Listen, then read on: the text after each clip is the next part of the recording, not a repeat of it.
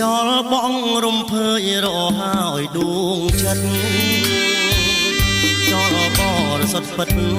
ចលអើយអាណិតជួយចាំមើសំដីប្រមាត់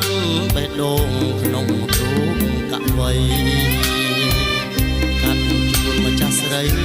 ស្រឡាញ់ភក្តីចិត្តស្ងងបំផុត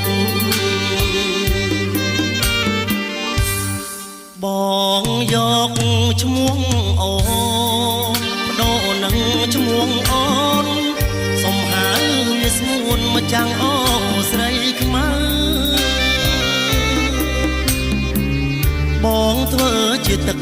សុំហូរតទៅក្នុងអូស្រីខ្មៅបើឲ្យសុំហូរមួយជីវិត